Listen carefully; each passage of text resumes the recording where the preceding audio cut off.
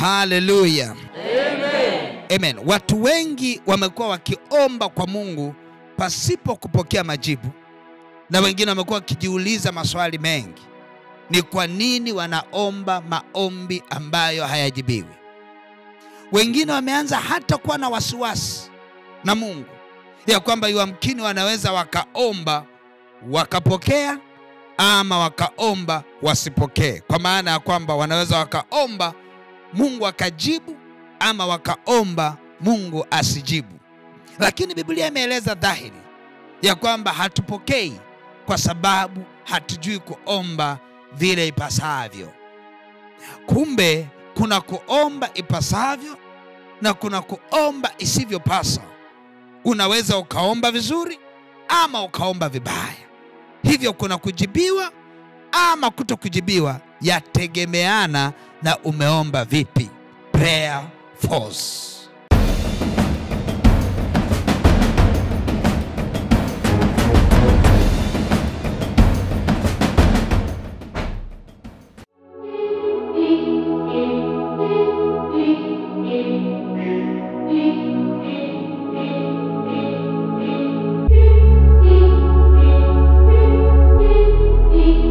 Mzee Moshi, Mungu akubariki sana.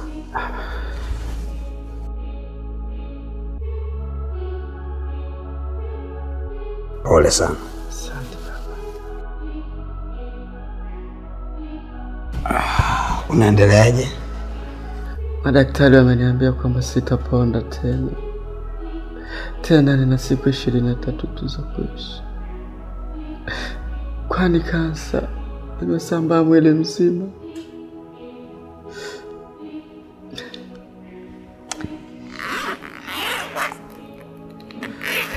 Mzee Moshi, hayo ni majibu ya madaktari na vipimo vyao, lakini nataka nikupitishe haraka tuone Mungu anasema nini. Na nitaenda kusoma katika kile kitabu cha Wafalme wa Pili sura ya 20 na kuanzia ule mstari wa kwanza. Maandiko yanasema hivi: siku hizo Hezekia akaugua, akawa katika hatari ya kufa. Isaya nabii mwana wa Amozi akamjia na kumwambia, Bwana asema hivi, tengeneza mambo ya nyumba yako, maana utakufa wala hutapona. Basi Hezekia akajigeuza, akaelekeza uso wake ukutani, akamwambia Bwana, akasema, nakusihi Bwana, ukumbuke sana jinsi nilivyokwenda mbele zako katika kweli na kwa moyo mkamilifu, na kutenda yaliyo mema machoni pako. Hezekia akalia sana sana. Ikawa kabla Isaya hajatoka katika mji wa kati, neno la Bwana likamjia kusema, rudi ukamwambie Hezekia mkuu wa watu wangu, Bwana Mungu wa Daudi baba yako asema hivi, nimeyasikia maombi yako na kuyaona machozi yako. Tazama, nitakuponya. Siku ya 3 utakwenda nyumbani kwa Bwana, tena nitazidisha siku zako kiasi cha miaka 15. Sasa kuna namna nataka leo usimame mwenyewe, kwa sababu Mzee Moshi umekuwa mwaminifu sana katika kazi ya Mungu. Mambo mengi yamefanikiwa kupitia mikono yako. Unayo sababu ya kwenda mbele za Bwana na kuyafanya yale aliyoyafanya Hezekia mbele za Mungu wake. Sikia, sio kila kitu cha kuomba. Kuna nyakati inabidi kwenda mbele za Bwana na kumkumbusha Mungu na kumwambia Mungu, kumbuka. Biblia inasema tawi linalozaa husafishwa ili lizidi kuzaa sana. Nataka sasa umkumbushe Bwana.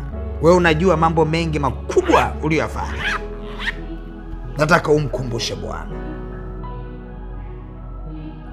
Mungu akubariki sana.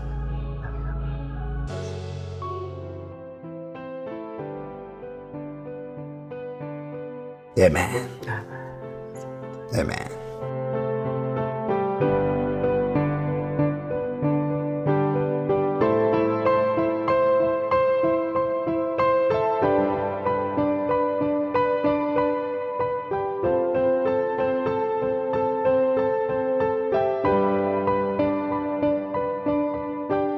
Mungu, kumbuka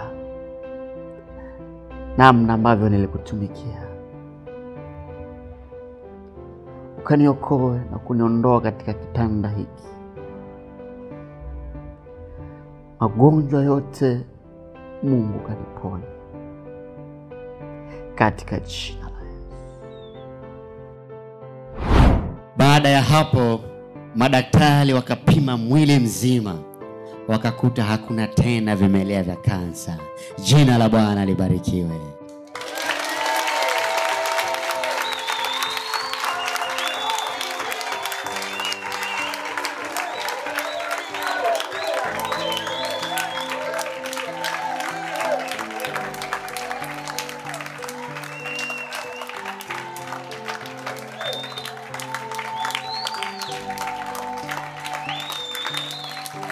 Amen. Yapo maombi ya kwenda mbele za Bwana na kumkumbusha Mungu, kama ambayo aliyafanya Hezekia pia. Akamwambia Mungu, kumbuka. Na haya ndiyo maombi ambayo Mzee Mushi hapa aliyafanya. Na tunaona kabisa ili uweze kufanya maombi ya namna hii, lazima kuwe kuna kitu ambacho ni cha kumkumbusha Mungu kwamba umeishi maisha ambayo yanayo sababu ya kumwambia Mungu kumbuka. Hivyo nyinyi ni mashahidi. Maisha ya Mzee Mushi yamekuwa ni maisha ya kujitoa kidhabihu. Hakuna jambo lililofia mikononi mwake. Katika kila jambo lilifanikiwa mikononi mwake. Na hiyo ndio sababu inayomfanya aweze kufanya maombi ya namna hii. Nataka nikuambie kitu kimoja, nikutie moyo. Hujachelewa. Bado nafasi ipo. Unaweza ukaanza kuyatengeneza mazingira mazuri ya kumtumikia Mungu ili yawe kumbukumbu, ili siku ya dhiki upate kumwomba Mungu akumbuke. Amen.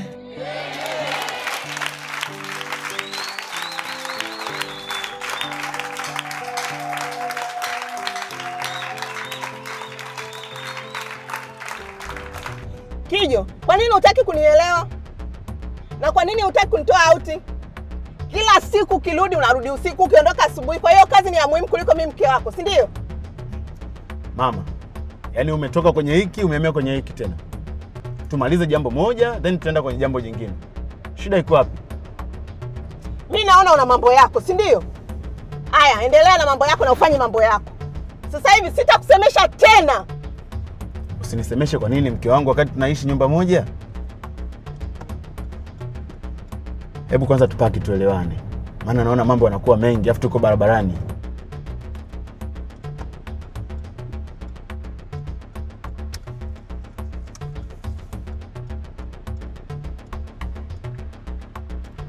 Suzi, unajua mimi nachukia sana tabia yako na sifurahi kabisa.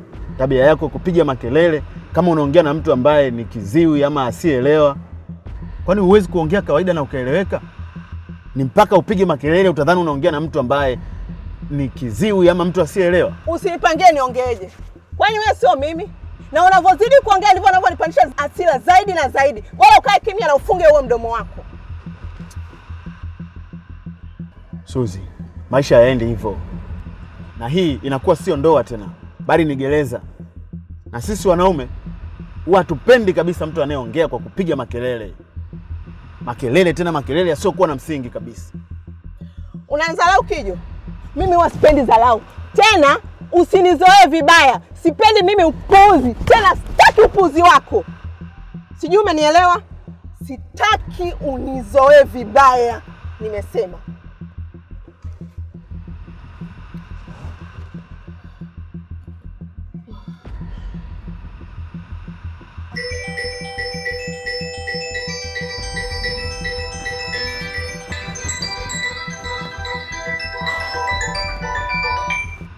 Hello? Unataka nini kwa mume wangu? Hey. Wewe.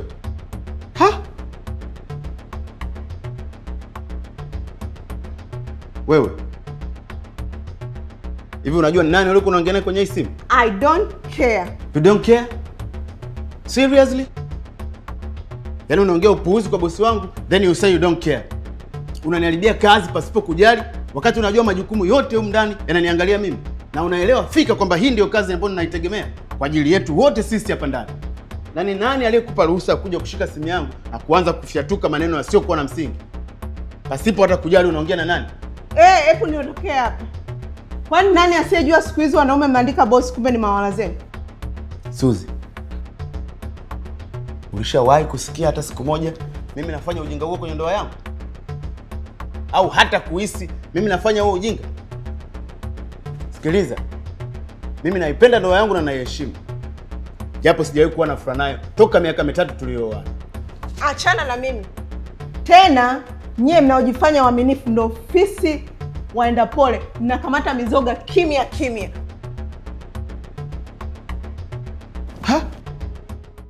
Maandiko yanathibitisha ya kwamba vitu vyote vinavyoonekana havikufanywa na vitu vinavyoonekana. Vitu vyote vinavyoonekana vilifanywa na vitu visivyoonekana ambalo ni neno la Kristo. Na Biblia inaeleza kwamba sisi tumeumbwa kwa sura na mfano wa Mungu. Maana yake nini? Ndani yake tumepewa mamlaka ya kutamka vitu na vitu vikaumbika. Umenieleza mambo mengi, lakini nataka sasa uchukue hatua. Biblia inaeleza dhahiri ya kwamba kama Mungu alivyosema na iwe mimea, mimea ikawa, na liwe anga, anga likawa. Hiyo mamlaka ipo kwetu. Una uwezo wa kuanza kuitabiria ndoa yako na kuitengeneza na kuiumba vile unavyotaka kuiumba. Unaweza kumtabiria mke wako na kuitengeneza kwa maombi kupitia neno. Mke wako yule unayemtaka unataka awaje? Familia yako unataka iwaje? Watoto wako unataka wawaje? Tabiri, ongea. Sasa anza kutamka, na unapoanza kutamka kuna vitu vinaanza kutokea. Vitu vinaanza kutokea. Nataka sasa hivi uanze kutamka, uieleze ile ndoa yako mbele za Bwana. Tamka, iamuru ndoa yako iwe vile kama unavyotaka iwe. Tangaza katika ulimwengu wa roho, umba katika ulimwengu wa roho. Sikia, Ezekieli alipelekwa katika bonde. Alipofika akaonyeshwa mifupa. Tazama, mifupa ilikuwa mikavu sana. Halafu katika uvuvio ule Mungu akamuuliza Ezekieli, je, mifupa hii inaweza kuishi? Akasema, itabirie mifupa hii ilisikie neno la Bwana. Akaanza kuitabiria mifupa. Biblia inasema alipoitabiria ile mifupa ikaanza kuungana. Ilipoanza kuungana, nyama zikaja juu yake. Akaambiwa atabirie juu ya pumzi. Hatimaye likageuka likawa jeshi kubwa. Maana yake ni nini? Kama Ezekieli alivyoweza kuitabiria mifupa mikavu ikapata kulisikia neno la Kristo, nini mke wako? Mke wako ni kitu kidogo sana. Mke wako si zaidi ya ile mifupa iliyotabiriwa na ikawa jeshi. Unaweza ukamgeuza mke wako kwa neno la uumbaji. Maandiko yamesema lolote utakalolifunga duniani na mbinguni litafungwa, na lolote utakalolifungulia duniani na mbinguni litafunguliwa. Sasa nataka uanze kufunga usivyovitaka na uvifungue unavyovitaka. Na maandiko yanasema lolote mtakaloliomba kwa kutamka, mkiamini ya kwamba limetukia, nalo litakuwa la kwenu. Nataka sasa hivi uende ukaseme maono ya mke wako unataka aweje, yako kwako. Maono ya familia yako, watoto wako aweje, yako kwako. Nataka sasa twende ukaombe. Anza kutamka yale yote ulioniambia hapa yanayokutesa. Anza kuyatamkia na mimi naendelea kusaidia. katika jina la Yesu. Riabo kasantera baboria rianda la masaya rianda rakaba jendeleke zeti riando la majande la bagazanda riato la baboza yara rianda la mazaya riako riaketerebo zaya ramakala mayanda. Ukafungue kila mifungo ilivyokuja kwenye ndoa yangu kwa jina la Yesu Kristo. Ninatabiri Bwana, roho ya usikivu kwa mke wangu, roho ya amani katika ndoa yangu. Ninatabiri amani katika ndoa yangu. Ninatabiri furaha irejee kwenye ndoa yangu. Ninakataa mateso kwa jina la Yesu. Mateso, vifungo vyote vilivyotufunga kwa muda mrefu hata tukakosa furaha katika ndoa yetu. Yesu, mimi ni mwenye dhambi. Kwa jina la Yesu Kristo, ninatabiri leo uzima na afya vikaingie kwenye ndoa yangu. Uzima na afya vikaingie kwa mke wangu. Katika jina la Yesu Kristo wa Nazareti. Baba, asante kwa sababu ninalituma neno lako Bwana. Nisamehe Bwana, nimetembea kwenye uharibifu kwa muda mrefu.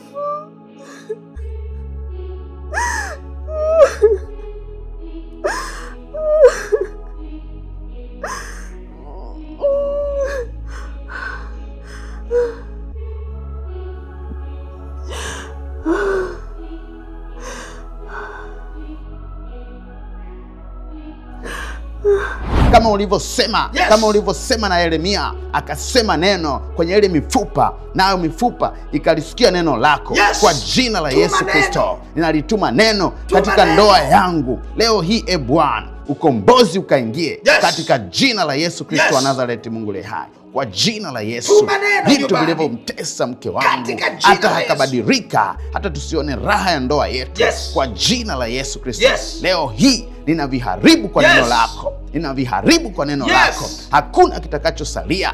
Hakuna jiwe litakalosalia juu ya jiwe, kwa jina la Yesu Kristo wa Nazareti, Mungu le hai. Baba, asante kwa neema yako. Shalom washindi. Shalom. Ipo nguvu katika maombi. Tangu siku ile tumeomba na mchungaji kwa mara ya kwanza, nikaanza kuifurahia ndoa yangu. Tokea miaka 3 tuliyofunga ndoa, na ugomvi wetu ulianzia ile siku ya honeymoon. Mpaka hivi tulivyoomba na mchungaji, ndio nikapata amani na furaha katika ndoa yangu. Nilijilaumu sana moyoni mwangu kiasi cha kufa na kuhisi kama nimekosea kuchagua mke. Lakini kumbe ndoa yangu ilikuwa sahihi. Lakini katikati yetu lilikuwepo pando la adui. Na leo niko mbele ya kanisa na mbele ya madhabahu kumwaibisha shetani.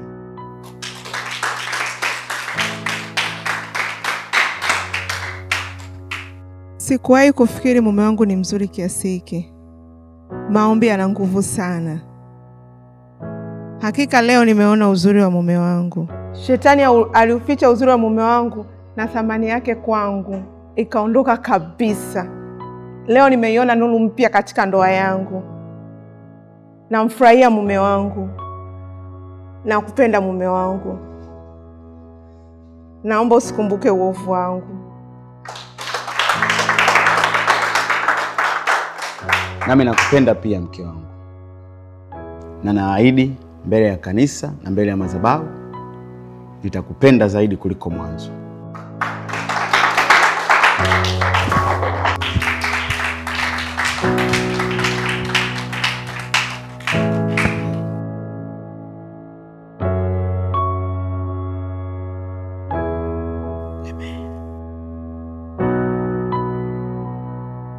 Hallelujah. Amen. Basi baada ya kusikia hayo, nataka twende tukasikie neno. Chukua Biblia yako na daftari lako na peni. Utaandika kichwa cha somo la leo, maombi ya kufitinisha. Bado tuko kwenye mfululizo wetu wa somo la Prayer Force. Utaandika maombi ya kufitinisha. Na nataka uelewe kitu kimoja. Katika maombi ya kufitinisha, kila kitu katika ulimwengu wa roho kina masikio na kinasikia. haijalishi kina uhai ama hakina uhai. Na tunaona katika Biblia Yesu alienda akaulaani mtini, aliuongelesha mtini, akaufitinisha mtini na kuzaa tena. Akaambia, ewe mtini, kuanzia leo hakutatoka tunda kwako. Biblia inasema na mtini ukanyauka mara. Lakini pia tunaona Yesu akiongelesha dhoruba, anainyamazisha dhoruba na dhoruba nayo inakaa kimya. Hii ni dhahiri kabisa, maandiko yanaonyesha kwamba maombi ya kufitinisha, tunapoangalia kwa habari ya vitu vyenye uhai na visivyo na uhai, vina masikio na vinasikia, na unaweza ukaviongelesha, ukavitamkia, ukavifitinisha, na ukatenga kila unachotaka kukiweka kikatokea. Na tunaona katika maandiko pia Mungu anaonyesha maombi ya kufitinisha. Tunaona jinsi ambavyo Mungu aliifitinisha ardhi isizae kwa Kaini. Kaini alifitinishwa na ile ardhi. Lakini pia tukisoma katika kitabu cha Hagai, tutaona kwa habari ya ujumbe wa nabii Hagai kwa kina Zerubabel na kwa kina Yoshua na wale mabaki, akawa anawaambia hali iliyokuwa ikiendelea. Ardhi ilizuiliwa isitoe umande, isizae, isiwazalie matunda. Maana yake ni nini? Ardhi ilizuiliwa, ilifitinishwa na wale watu waliokuwa mahali pale. Kwa hiyo hayo mambo yote yanaonyesha kwamba kumbe kuna nafasi ya kufitinisha jambo liwalo lolote linaloendelea kwenye maisha yako. Unaweza ukaifitinisha pombe, haina uhai, ina masikio, inasikia. Unaweza ukaifitinisha pombe na mume wako. Unaweza ukaifitinisha makahaba na mume wako, unawafitinisha katika ulimwengu wa roho. Unaweza ukafitinisha uvutaji sigara wa mume wako, ukaufitinisha ule sigara na mume wako. Inawezekana. Maombi ya kufitinisha, prayer force, bado unayo nafasi ya kufitinisha magonjwa na mwili wako. Unayo nafasi ya kufitinisha dhoruba iwayo yote kwenye maisha yako. Unayo nafasi ya kufitinisha mateso. Ninasema mateso, ninaongelea mateso. Unayo nafasi ya kufitinisha mateso na maisha yako. Maisha yako, tamka neno. Kila kinachoendelea ndani ya maisha yako kitamkie, nacho kinaenda kusikia. Kama mtini ulivyonyauka, na magonjwa yanaenda kunyauka, na HIV inaenda kunyauka, na kansa inanyauka, na ukisukari kinanyauka, pressure inanyauka. Ongelesha mishipa ya damu iliyojaa mafuta ndani, yaongelesha yale mafuta, yaambie enyi mafuta, lisikie neno la Bwana. Ninawafitinisha na moyo wangu. Hakutakuwa na kiharusi, hakutakuwa na namna yoyote ya magonjwa kwa jina la Yesu. Prayer force, maombi ya kufitinisha. Hallelujah, hallelujah, amen. Hapa ndio kwa Jomba. Hapa ni full mara. Mara kama yote. Kwa cheers. Leo na furaha kweli kweli kuona. Safi kabisa. Hiki kijiwe hiki ni full pombe masaa 24. Kuanzia leo nakuja tunapiga vyombo mpaka asubuhi. Jomba, pesa ipo, hamna shida. Kinju. Seko. Jiachie. Leo unapiga vyombo, unajigaragaza. Kutaka bia, kutaka nini, vyote vipo. Jomba, umefanya jambo la maana sana kutukaribisha hapa kila siku rafiki zako. Na mimi kila siku nitakuwa nakuja hapa, tunalewa mpaka asubuhi. Si unajua nyumbani mimi hamna. Kwa kila siku lazima nije hapa kukesha. Jomba, hongera sana.